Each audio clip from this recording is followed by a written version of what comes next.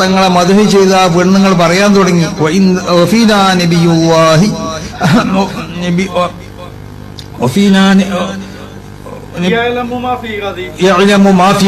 വരാൻ പോണ കാര്യങ്ങൾ അറിയണ നബിത വന്നിരിക്കുന്നു, വരാൻ പോണ കാര്യങ്ങൾ അറിയണ നബിത വന്നിരിക്കുന്നു എന്ന് പാടിയപ്പോൾ.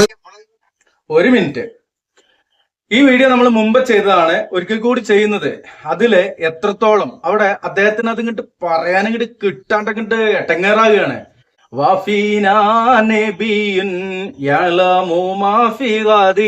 എന്ന് പെണ്ണുങ്ങളല്ല പാടിയത്, കുട്ടികളാ പാടിയത്. അങ്ങനെയാണ് ആ വിഷയത്തെക്കുറിച്ച് ഹദീസുകളിലുള്ളത്. അപ്പൊ ഒരു കല്യാണ വീട്ടിലേക്ക് കയറി ചെന്ന റസൂലുള്ളാഹി സ്വല്ലല്ലാഹു അലൈഹി വസല്ലമ കാണുകയാണ് കുറച്ച് കുട്ടികൾ ഇരുന്നു കൊണ്ട് അവരുടെ ഉപ്പമാര്, എളാപ്പമാര്, മൂത്താപ്പമാര്, അമ്മാവന്മാര്, വല്യപ്പമാര് അവര് ബദറിനാങ്കണത്തില് അടരാടി ധീര ഷഹീദുകളായത്, പോരാടി വില്ലാളി വീരന്മാരായിക്കൊണ്ട് തിരിച്ചു വന്നവര്, ഇവരെ സംബന്ധിച്ചുള്ള ചരിത്രം അവര് ഒരു കല്യാണ വീട്ടിൽ ഇരുന്നു കൊണ്ട് പാടുകയാണ്. അത് പാടിയപ്പോ റസൂലുള്ളാഹി സ്വല്ലല്ലാഹു അലൈഹി വസല്ലമ പറഞ്ഞു, അത് പാടരുത്, അങ്ങനെ നിങ്ങൾ പാടരുത് എന്നാണ് റസൂലുള്ളാഹി സ്വല്ലല്ലാഹു അലൈഹി വസല്ലം പറഞ്ഞത്.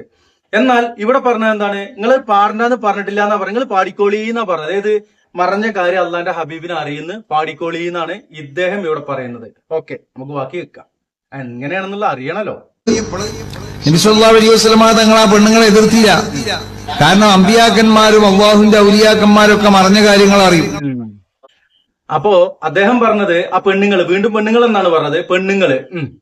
ഈ പെണ്ണുങ്ങളെ റസൂലുള്ള എതിർത്തില്ല എന്ന് പറഞ്ഞത്. എന്താ അതിന് കാരണം പറഞ്ഞത്? അള്ളാഹുവിന്റെ അമ്പിയാക്കൾക്കും ഔലിയാക്കൾക്കും ഒക്കെ മരണ കാര്യങ്ങൾ അറിയും എന്ന് സ്ഥാപിക്കാൻ വേണ്ടിയിട്ടാണ്.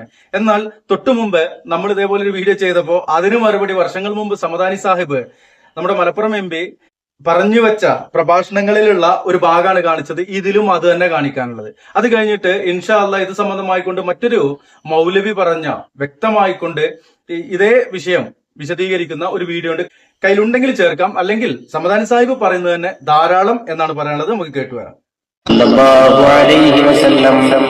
കുഞ്ഞുങ്ങൾ പാട്ടുപാടിയപ്പോ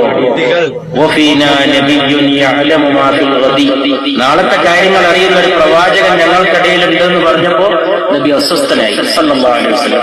ആ കുട്ടികളോട് പറഞ്ഞു, ഇതുവരെ പാടിയെന്ന് പറഞ്ഞോളൂ, അത് പാടണ്ട, ആ വരി പാടണ്ട, നാളത്തെ കാര്യങ്ങൾ അറിയുന്ന ഒരാൾ ഞങ്ങളിലുണ്ട്. ഇദ്ദേഹം പറഞ്ഞത് ഇതുവരെ പാടിയത് നിങ്ങൾ പാടിക്കോ എന്ന് പറഞ്ഞത് ആ ബദർ രണാങ്കണത്തില് അടരാടിയ ധീര ശുഹദാക്കളുടെ പോരിശയാണ് അവിടെ പാടിയിരുന്നത്. അപ്പോ അത് പിടിച്ചുകൊണ്ട് അവിടെ റസൂലുള്ള പോരിശ പാടാൻ പറഞ്ഞേക്കണു, നമുക്ക് മങ്കൂസ് പാടില്ലെന്ന് പാടാൻ പറ്റൂല. മങ്കൂസിലുള്ളത് കള്ളക്കഥയാണ്, സഞ്ചിയിലുള്ളത്, ജാല മുഹമ്മദിലുള്ളത്, അതുപോലെ തന്നെ ആ ഒരു കെട്ട് കിതാബുകളിലുള്ളത് മുഴുവൻ കള്ളക്കഥയാണ്. അപ്പൊ അതല്ല, നിങ്ങൾക്ക് മദ്ഹ് പാടാം, ചരിത്രം പറയാം, അറിയാത്ത ആളുകൾക്ക് അത് പറഞ്ഞു കൊടുക്കണം. ബദർ രണാങ്കണത്തില് ബദരീങ്ങൾ പോയിട്ട് ധീര ഷഹീദായത്, അവര് ശത്രുക്കളോട് അടരാടിയത്, പോരാടിയത്, വിജയം കൈവരിച്ചത് ഒക്കെ പറയണം. ഉഹുദിന്റെ ചരിത്രം പറയണം, ഖന്തക്കിന്റെ ചരിത്രം പറയണം, എല്ലാ ഇസ്ലാമിക ചരിത്രവും പറഞ്ഞു കൊടുക്കണം. കള്ളക്കഥ പറയരുത് എന്നാണ്. ശരി, എന്തായാലും ഇദ്ദേഹം പറയട്ടെ. ഒരു നബി ഞങ്ങളിലുണ്ട് എന്ന ഭാഗം ഒഴിവാക്കി ബാക്കി പാടിക്കൊള്ളൂ എന്ന് പരിശുദ്ധ റസൂൽ സല്ലല്ലാഹു അലൈഹി വസല്ലം. ഇനി എളുപ്പം എന്താണെന്നറിയോ? സമദാനി സാഹിബിന് വഹാബിയാന്നൊരു പറയാം, അല്ലാതെ നിവൃത്തിയില്ല. മറ്റേയാൾ എന്തേ പറഞ്ഞത്? നിങ്ങൾ പാടിക്കോളേയും, മരണ കാര്യങ്ങൾ അള്ളാന്റെ റസൂലിനറിയും, ഔലിയാക്കൾക്ക് അറിയും, അമ്പിയാക്കൾക്ക് അറിയും എന്നാ പറഞ്ഞത്. എന്നാല് സമദാനി സാഹിബ് എന്താ പറഞ്ഞത്? അതറിയില്ല, നിങ്ങൾ പാടണ്ടെന്നാ പറഞ്ഞത്. ഇതാണ് സഹോദരന്മാരെ ഇതിന്റെയൊക്കെ ഒരു യാഥാർത്ഥ്യം എന്നുള്ളത്. ഇതാണ് ഈ ഒരു വിഷയത്തില് നമുക്ക് മനസ്സിലാക്കുവാനുള്ളത്. ഇവര് പച്ചക്കളവുകൾ പറയുന്നുണ്ട്, അത് പ്രചരിപ്പിക്കുന്നുണ്ട്. അതിന്റെ തെളിവ് നമ്മൾ മറ്റൊരു മൗലവിനെ ഒന്നല്ല എടുത്തിട്ടുള്ളത്, ഇവരുടെ തന്നെ കൂട്ടത്തിലുള്ള സമദാനി സാഹിബിന്റെ വീക്ഷണമാണ് എടുത്തിട്ടുള്ളത്. അദ്ദേഹം കുറച്ചാണ് പറഞ്ഞിട്ടുള്ളത്. ഇൻഷാ അല്ലാഹ് ഇത് സംബന്ധമായിക്കൊണ്ട് ഹുസൈൻ സലഫി പറയുന്ന ഒരു പ്രഭാഷണമുണ്ട്, ബദറിന്റെ സന്ദേശം എന്ന് പറയുന്ന. അത് കഴിഞ്ഞ ആഴ്ച തെരഞ്ഞെടുത്ത് കിട്ടിയിട്ടില്ല. ഇൻഷാ അല്ലാഹ് കിട്ടുവാണെങ്കിൽ ഇതിന്റെ ബാക്കിൽ ചേർക്കാം. മനസ്സിലാക്കുക. അള്ളാഹു അനുഗ്രഹിക്കട്ടെ. അസ്സലാമു അലൈക്കും വറഹ്മത്തുള്ളാഹി.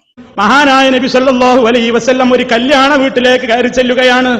ഒരു കല്യാണ വീട്ടിലേക്ക് കയറി ചെല്ലുമ്പോ അവിടെയുള്ള ചില കൊച്ചു കുട്ടികൾ ഇങ്ങനെ ചില പാട്ടുകൾ പാടിക്കൊണ്ടിരിക്കുന്നുണ്ട്. അവരുടെ പിതാക്കന്മാര് ബദറിൽ പങ്കെടുത്തവരാണ്. ആ ബദറിൽ പങ്കെടുത്ത നേതാക്കന്മാരുടെ വീരകൃത്യങ്ങളെ കുറിച്ച്, അവർ ചെയ്തിട്ടുള്ള ത്യാഗങ്ങളെ കുറിച്ച് പറഞ്ഞുകൊണ്ടിരിക്കുന്ന ഇതിനിടെ നബി സല്ലല്ലാഹു അലൈഹി വസല്ലമിനെ കണ്ടപ്പോ, ആ ബദരീങ്ങളുടെ നേതാവിനെ കണ്ടപ്പോ കുട്ടികൾ പാടുകയാണ് വഫീനാ നബിയ്യുൻ യഅലമു മാ ഫീ ഗദി വഫീനാ നബിയ്യുൻ യഅലമു മാ ഫീ ഗദി. ഇതാ ഞങ്ങളിൽ ഒരു പ്രവാചകനുണ്ട്, ആ പ്രവാചകന് നാളെ നടക്കാനിരിക്കുന്ന കാര്യങ്ങളൊക്കെ കൃത്യമായി അറിയാം. നാളെ നടക്കാനിരിക്കുന്ന, ഭാവിയിൽ നടക്കാനിരിക്കുന്ന മുഴുവൻ കാര്യങ്ങളും അറിയാവുന്ന ഒരു നബിയുണ്ട് ഞങ്ങളിൽ നിന്ന് ഈ കുട്ടികൾ പാടിയപ്പോ നബി സല്ലല്ലാഹു അലൈഹി വസല്ലം കുട്ടികളെ സ്നേഹത്തോടുകൂടെ വിളിച്ചിട്ട് പറയുന്നു, മക്കളെ ഇത് പാടരുത്, ഇത് പാടാൻ പാടില്ല. കാരണം ആ ഹദീസ് വിശദീകരിച്ച പണ്ഡിതന്മാര് പറയുന്നു, ഇത് റസൂലുള്ളാഹിനെ അമിതമായി പ്രശംസിക്കലാണ്. മറഞ്ഞ കാര്യം അറിയുന്നവൻ അല്ലാഹു മാത്രമാണ്. അല്ലാഹു തആല അറിയിച്ചു കൊടുക്കുന്ന കാര്യങ്ങൾ അറിയുന്നു എന്നതല്ലാതെ എല്ലാ മറഞ്ഞ കാര്യങ്ങളും റസൂലുള്ളാഹി അറിഞ്ഞിട്ടില്ല, പറഞ്ഞിട്ടില്ല. അറിഞ്ഞ കാര്യങ്ങളെക്കാൾ കൂടുതൽ അറിയാത്ത കാര്യങ്ങൾ ധാരാളമുണ്ട്. ഇതുകൊണ്ടാണ് നബി സല്ലല്ലാഹു അലൈഹി വസല്ലം ആ കുട്ടികളോട് പറഞ്ഞത്, നിങ്ങൾ ആ വരി പാടരുത്. പക്ഷേ പിന്നെ നബി പറഞ്ഞു, നിങ്ങൾ പണ്ട് പാടിയത് പാടിക്കോ, പണ്ട് പാടിയത് പാടിക്കോ എന്ന് നബി പറഞ്ഞില്ലേ? ഏതാണത്? അവർ ബദറിൽ പങ്കെടുത്ത ആളുകളെ കുറിച്ചുള്ള വർണ്ണനകൾ പറയുകയാണ്. ആ കുട്ടികൾ ബദരീങ്ങളെ അഹ്ല ബദർ ശുഹദാ വിളിച്ചു പ്രാർത്ഥിക്കുകയായിരുന്നു എന്നാണ് ഈ ആളുകളുടെ വർത്തമാനം കേട്ടാൽ തോന്നുക. അല്ലെങ്കിൽ അവരുടെ പേരിൽ കള്ളക്കഥ പറയുകയായിരുന്നു എന്നാണ് വർത്തമാനം കേട്ടാൽ തോന്നുക. ഈ കുട്ടികൾ പറയുന്നത് വേറെ കൃത്യങ്ങളാണ്. അപ്പൊ നബി സല്ലല്ലാഹു അലൈഹി വസല്ലം പറഞ്ഞു, മക്കളെ നിങ്ങൾ അത് പാടിക്കോ, എന്നെ കുറിച്ച് പാടണ്ട, ഈ കാര്യം നിങ്ങൾ പാടിക്കൂടാ. അതിന് ചില ആളുകൾ പറയുന്നു, റസൂലുള്ളാഹി കുട്ടികളോട് ആ വരി പാടരുത് എന്ന് പറയാൻ കാരണം വിഷയത്തിൽ നിന്ന് തെറ്റിപ്പോണ്ടാ, എന്നെ കുറിച്ച് ഇപ്പൊ പാടണ്ട, അത് പിന്നെ പാടിക്കോ, ഇപ്പൊ നിങ്ങൾ ബദർമാല ചൊല്ലിക്കോ, ബദർ ബൈത്ത് ചൊല്ലിക്കോ എന്ന് നബി സല്ലല്ലാഹു അലൈഹി വസല്ലം പറഞ്ഞു എന്നാണ് ഈ കൂട്ടർ പ്രചരിപ്പിക്കുന്നത്. നിങ്ങൾ പറയുന്ന ബദർമാല എന്ത്? നിങ്ങൾ ഉദ്ദേശിക്കുന്ന ബദർ മൗലീദ് എന്ത്? ആ കുട്ടികൾ ചൊല്ലിയ ബദരീങ്ങളുടെ വർത്തമാനം എന്തെന്നറിയണ്ടേ? നിങ്ങൾ ചൊല്ലുന്ന ബദർ മൗലീദിലുള്ളത് എന്താ? നിങ്ങൾ പാടിപ്പറയുന്ന ബദർ മൗലീദിലുള്ളത് എന്താ? നിങ്ങളുടെ സകല പ്രശ്നങ്ങൾക്കും പരിഹാരത്തിന് വേണ്ടി ബദരീങ്ങൾ ഈ ഭൂമിയിലേക്ക് ഇറങ്ങി വരുന്നു എന്നല്ലേ? കള്ളക്കഥയല്ലേ ബദർ മൗലീദിന്റെ പേരിൽ? ആ ദിവസം ബദരീങ്ങളെ സ്നേഹിക്കാൻ എന്ന പേരിൽ തലയണക്ക് മീതെ തുണി വിരിച്ചിട്ട് ചന്ദനത്തിരിയും കത്തിച്ച് സുഗന്ധവും പൂശിയിട്ട് വീടിന്റെ മേലെ മേലാപ്പും കെട്ടിയിട്ട് ആളുകൾ ഇങ്ങനെ വട്ടമിട്ട് വരഞ്ഞുകൊണ്ട് അട്ടഹസിച്ചുകൊണ്ടിരിക്കുന്ന ആ മൗലീദിൽ പറയുന്ന വരികൾ ഇസ്ലാമിന് നിരക്കുന്നതാണോ? പരിശോധിക്കണ്ടേ? തീർച്ചയായും പരിശോധിക്കണം. എന്തൊക്കെ കഥകളാ അതിൽ പറയുന്നത്? കുറെ കഥ ഉണ്ട്. ഒന്ന് രണ്ട് സാമ്പിൾ പറയാ. അള്ളാഹുവിന്റെ മുമ്പ് ഒരു കാര്യം പറയട്ടെ. അള്ളാഹു സുബ്ഹാനഹു വ തആല ശുഹദാക്കളായ ആളുകൾക്ക് അത്യുന്നതമായ സ്ഥാനം നൽകിയിട്ടുണ്ട്, ശരിയാണ്. എന്താണ് അള്ളാഹു തആല അവർക്ക് സ്ഥാനം നൽകി എന്നാൽ അതിന്റെ അർത്ഥം അവർക്ക് മരിച്ചുപോയാലും ഈ ഭൂമിയിലേക്ക് എപ്പോഴും വരാൻ പറ്റുമെന്നാണോ? നമ്മുടെ പ്രാർത്ഥനകൾ കേൾക്കാൻ പറ്റുമെന്നാണോ? നമ്മെ സഹായിക്കാൻ കഴിയുമെന്നാണോ? നമ്മുടെ പ്രശ്നങ്ങൾക്ക് പരിഹാരം ചെയ്യാൻ അവർക്ക് കഴിയുമെന്നാണോ? അതോ അവർക്ക് സ്വർഗത്തിൽ ഉന്നതമായ സ്ഥാനമുണ്ടെന്നാണോ അതുകൊണ്ട് ഉദ്ദേശിക്കപ്പെടുന്നത്? ഖുർആൻ തന്നെ പറയട്ടെ, വലാ തഹ്സബന്നല്ലദീന ഖുതിലൂ ഫീ സബീലില്ലാഹി അംവാതാ ബൽ അഹ്യാഉൻ ഇൻദ റബ്ബിഹിം യുർസഖൂൻ. അല്ലാഹുവിന്റെ പാതയിൽ കൊല ചെയ്യപ്പെട്ട ആളുകൾ മരണപ്പെട്ടവരാണെന്ന് നിങ്ങൾ വിചാരിക്കണ്ട. ബൽ അഹ്യാഉൻ ഇൻദ റബ്ബിഹിം, പക്ഷേ അല്ലാഹുവിന്റെ അടുക്കൽ, അവരുടെ റബ്ബിന്റെ അടുക്കൽ അവർ ജീവിച്ചിരിക്കുന്നവരാണ്. യുർസഖൂൻ, അവർക്കവിടെ ആഹാരവും നൽകപ്പെടുന്നുണ്ട്. ഫരിഹീന ബിമാ ആതാഹുമുല്ലാഹു മിൻ ഫദ്ലിഹി, അല്ലാഹു അവന്റെ ഔദാര്യത്തിൽ നിന്ന് അവർക്ക് നൽകിയിട്ടുള്ളതിൽ അവർ സന്തുഷ്ടരാണ്.